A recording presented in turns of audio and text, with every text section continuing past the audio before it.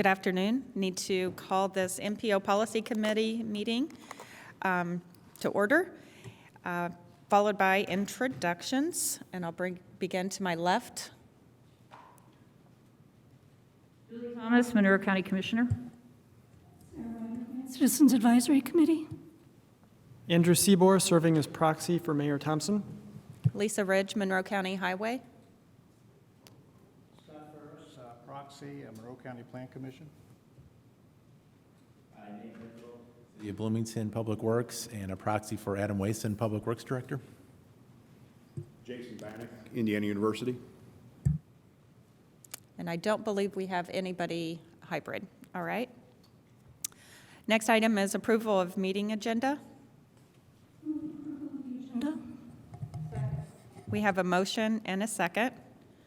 Do we have any public comment or comments from the board? Seeing none. Roll call vote, Rachel?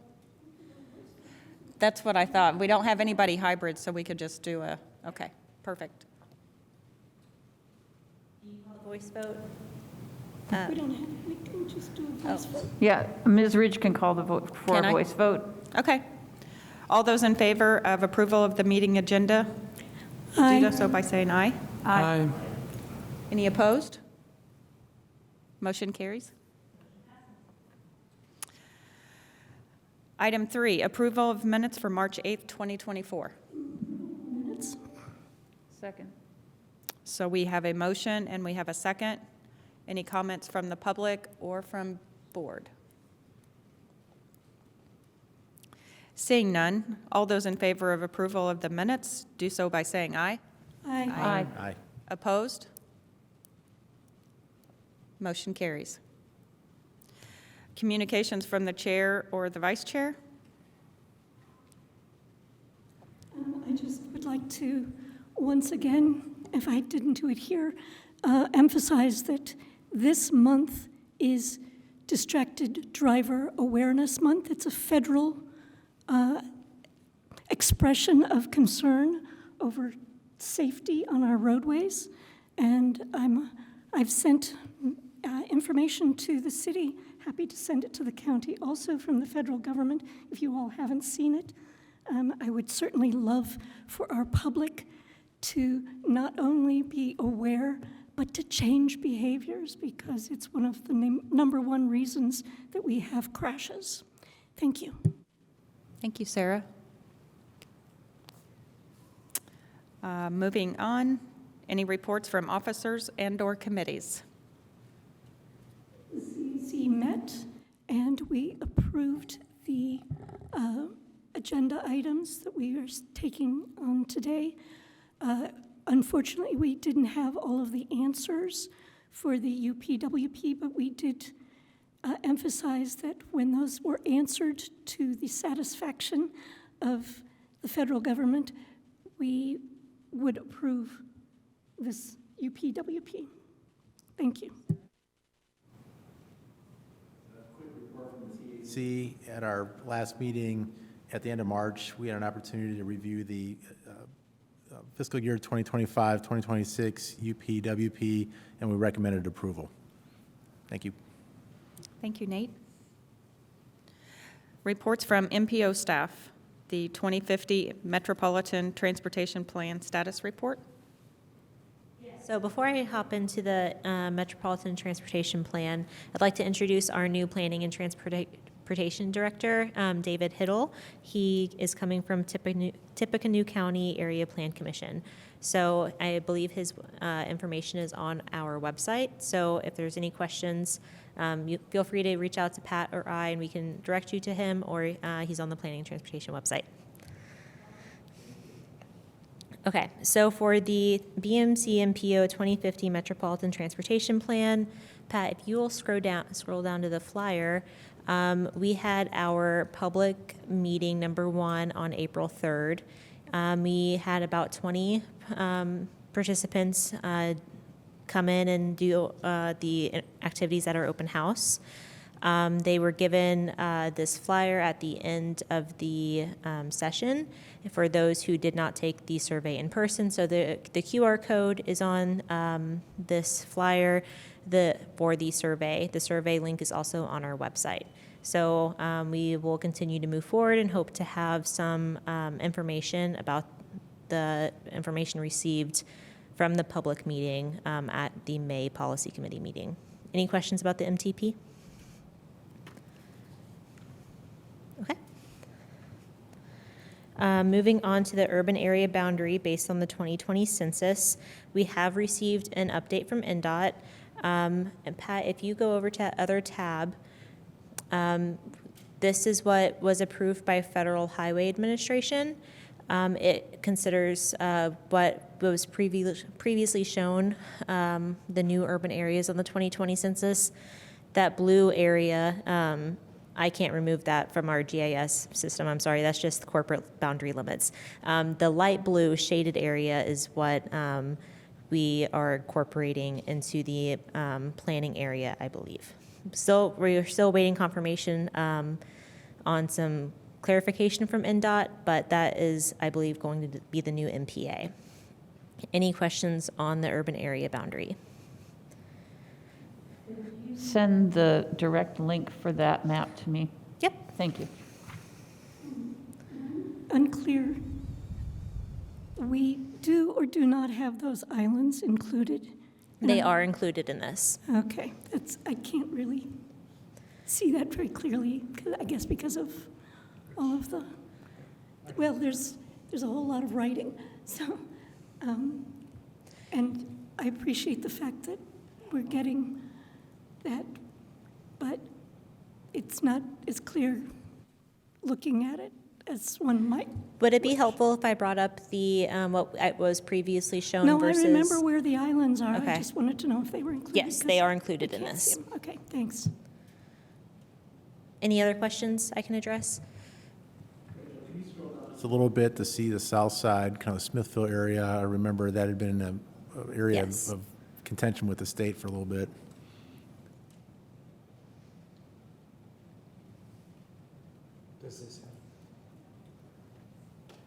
So yes, Smithville and Sanders, or part of Smithville and Sanders was incorporated into the urban area boundary.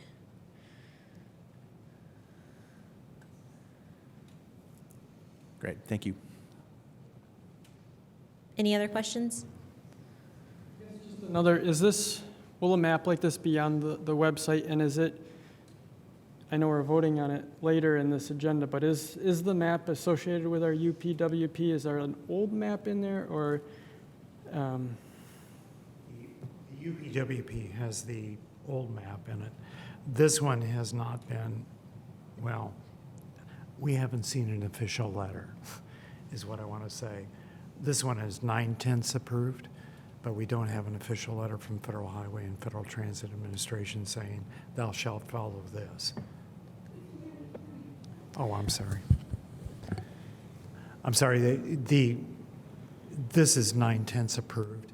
We don't have an official letter from Federal Highway or Federal Transit Administration saying, you shall follow this.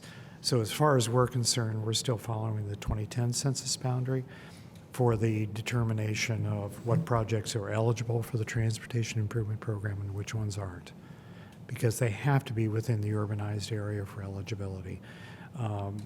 This brought some sort of a consternation to us because Smithville-Sanders area now is eligible for federal funding and considered urban. And, you know, when you go down there, it's not exactly what you would call urban, but that's what we're told. And this map is on the website. If you go to our environmental justice map, this is just a certain filter. So I can definitely provide a screenshot as well as a link to everyone here today after the meeting. Thank you. Follow up. So let's say we hear in a month that this has been approved and this is final. How does that then become incorporated into our programming. I've been around when things have changed, but not to this degree. So how does that then get incorporated into existing planning, or is it only for future planning? Or, for example, if there's a shortfall in usage of dollars that were budgeted for a project gets done for less money, that never happens, but can one of those entities then, if this map's approved, come in and ask for, okay, thank you. I'm not sure if Smithville or Sanders has any kind of a legislative body or a jurisdictional body. That's what I thought. You as the county commissioners could come in and say, yeah. We want to do a project here. Yeah, you sure could. Which is true for the Unionville side of the map and other parts of, Unionville. although most of that's in state, in dot inventory. So, but that means they could then come to us for money funding on an INDOT project. Boy, we could use those bike lanes. We could really use those bike lanes. I Going to be my question. I know we're going to vote for the UPWP plan with the old map. Will we, if the new map is, and this follows probably Julie, but I didn't hear that clear answer, will we update our plan and bring it back for an adjustment to include that new map when it's approved? Well, the UPW, what's important for the work program is the metropolitan planning area. In other words, what we anticipate to be part of the urban area 20 to 25 years from now. And so it wouldn't necessarily affect anything we're doing right now in the Unified Planning Work Program. Now, the Transportation Improvement Program, once the new map is approved, then the county commissioners come in and say, hey, we'd like to do a TIP amendment. If a project falls out, or when we do a call for projects this fall, and there's a project or projects that you want to do in some of those new areas, yeah, there you go. Okay. Thanks. Any other questions? Okay. Thank you. Old business, seeing none. We'll move on to new business for Complete Streets Policy Working Group. So we hinted on this last year, but we received some comments, and then we thought the best way to move forward would be to get 2 members from each committee to form a working group to come to a consensus on what comments should be included in the Complete Streets Policy. So we have been to Technical Advisory Committee, the Citizens Advisory Committee, and received volunteers from both. I'm hoping to receive 2 volunteers from the Policy Committee as well. And then the 6 people would meet at a working group. Pat and I would staff that working group as well to handle the changes. We hope to have a new policy in place by the end of summer prior to the call for projects in the fall. And I hope to schedule a meeting, pending everyone's schedules, at the end of the month or in early May to start this working group. So if there's any volunteers, you're welcome to speak up now, or you can email Pat or I and Lisa to volunteer for this working group. Thank you. I need to look at my calendar. Question, are there 2 members already from the CAC and the TAC that have been identified? Yes. Okay.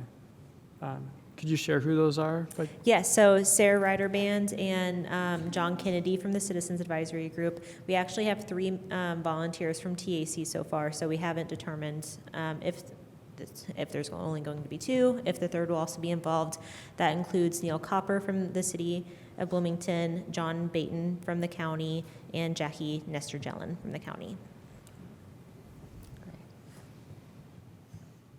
And then you're looking for 2 more from the Policy Committee, correct? That would be preferred, yes. Did I hear Julie volunteering?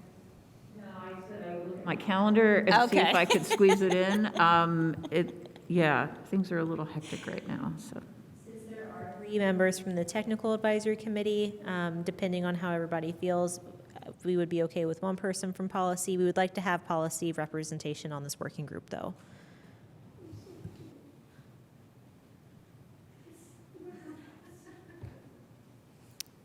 Well, if you don't get three or two or three from the policy committee, you can throw my name in there.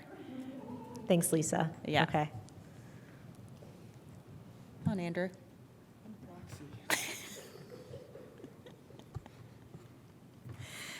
All right. Moving on to the 2025-2026 Unified Planning Work Program. In your packet on Bates page number 25, there's a staff memorandum in there on well, everything work program. In other words, how it fulfills federal planning requirements, how it includes the urbanized area of Monroe County and the city of Bloomington. That includes the new urbanized area. And then how it incorporates multimodal transportation. We went through a 30-day public comment period beginning on February 23rd, ending on March 23rd. We did not receive any public comments during that period. We did, however, receive review comments. We always receive review comments from our funding partners, Federal Highway Administration, Federal Transit Administration, and the Indiana Department of Transportation. Then on Bates page number 26 and 27, it identifies what those specific questions were, and then the specific responses which the staff has to all of these. These responses are what I would call preliminary responses, because Monday morning we'll be working with NDOT to make sure that those actually satisfactorily address all the comments from Federal Highway, Federal Transit, and NDOT. I know with Federal Highway we're fine, with NDOT we're fine. The question is Federal Transit Administration. They had a number of comments this year, which was highly unusual.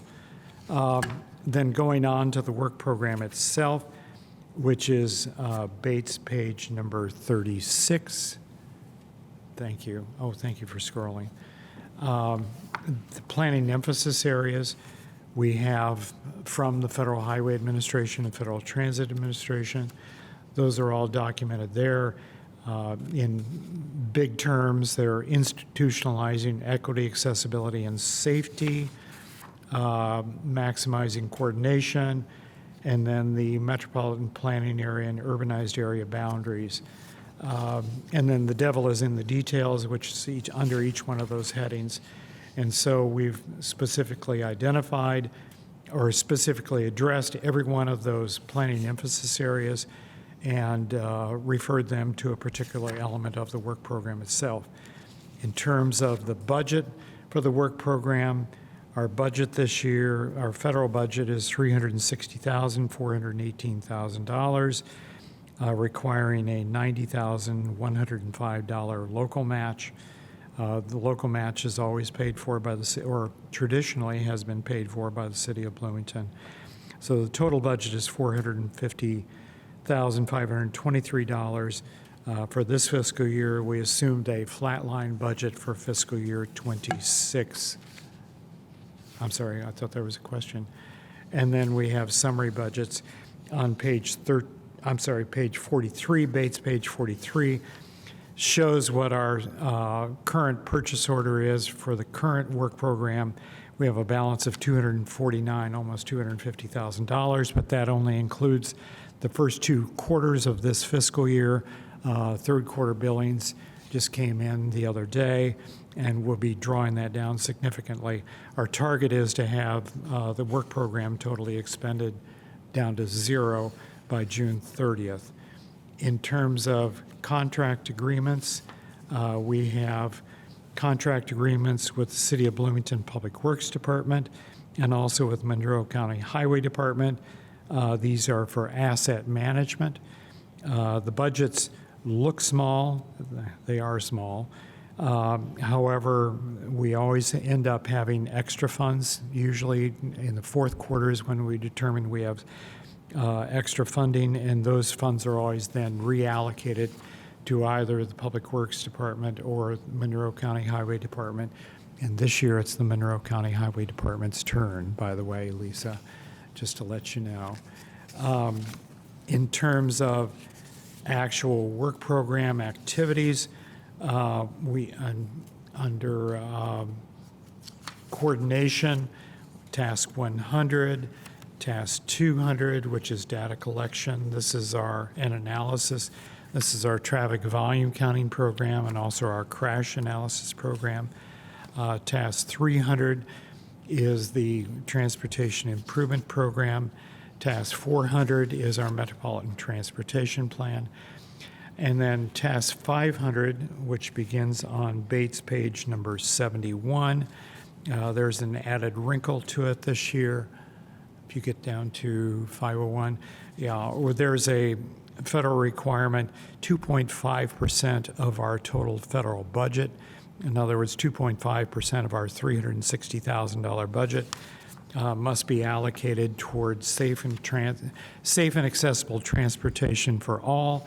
Last year, that was Safe SS4A, Safe Streets for All. Yeah, and now they've renamed it.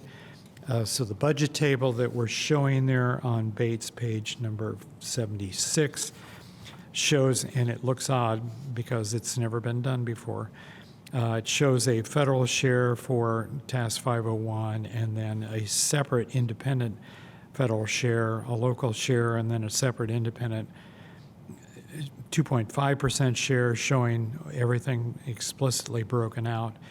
And then we have our normal bicycle and pedestrian counts, transit studies, transit passenger counts. Transit studies, we've allocated $50,000 in here at the request of Bloomington Transit. For transit studies, that $50,000 we anticipate will go toward what they've got in the way of potential land acquisition and also of a new facility relocation construction project. Those projects are only in a very preliminary stage. And then work task number 600, other planning initiatives and special projects. That's really just Title VI plans where we have the staff, have a requirement of reviewing Title VI plans for our local planning agency partners. And then the remainder of the document includes what I would call requirements, required documentation. If you'll jump to Bates page number 97, we have a local transit operator match assurance. This documents the fact we will be partnering with Bloomington Transit for a total of $52,000. That $52,000 includes the local match and the federal share for Bloomington Transit studies, and then also for what we call their annual FTA, annual passenger count data, and annual passenger revenue miles and operating data collection. And that's it, unless there are any questions. We have an adoption resolution. Bates page number 101. We have an adoption resolution for consideration by the policy committee also that would need to be signed after today's meeting so that way we can fulfill that requirement with the Indiana Department of Transportation. Questions? Anybody? I'm sorry. I've gone on quite a bit. Yes? I'm just curious. So when we actually make a motion, is it for adoption of the resolution, or is it for adoption of the UPWP and a separate one for adoption of the resolution? The second, yes. Okay, thank you. Thank you.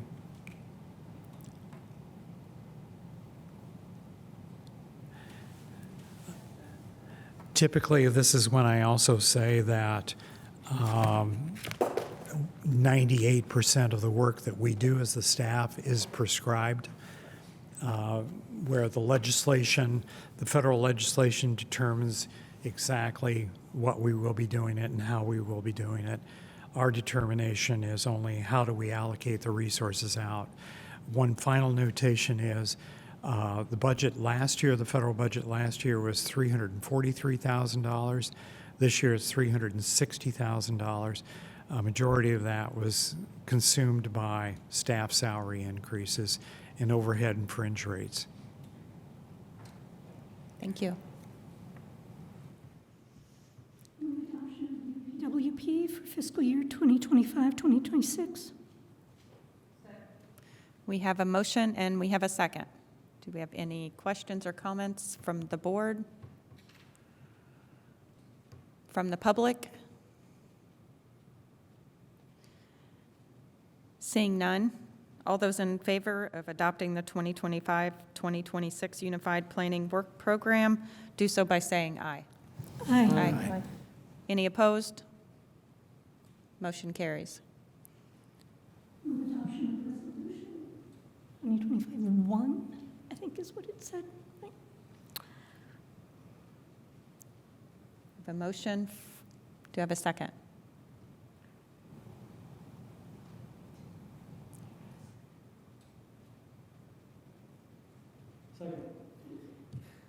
We have a motion and a second to adopt the resolution. Do I have any board comments? Or any public comment? Seeing none. Trying to find the resolution number here. So all those in favor for adopting resolution fiscal year 2024-01, do so by saying aye. Aye. Aye. Any opposed? Seeing none, motion carries. Moving on to public comment on matters not included on the agenda, non-voting items.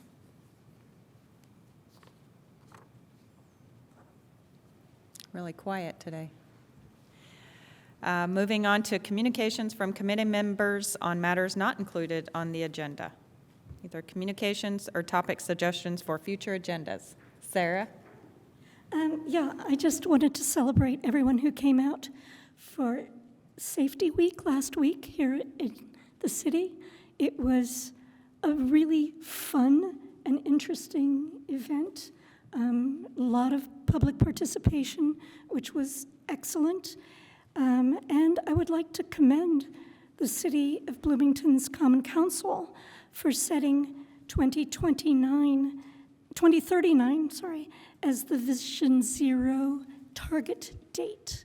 I hope, and I guess I'll pray, that we actually reach zero fatalities and serious injuries by 2039.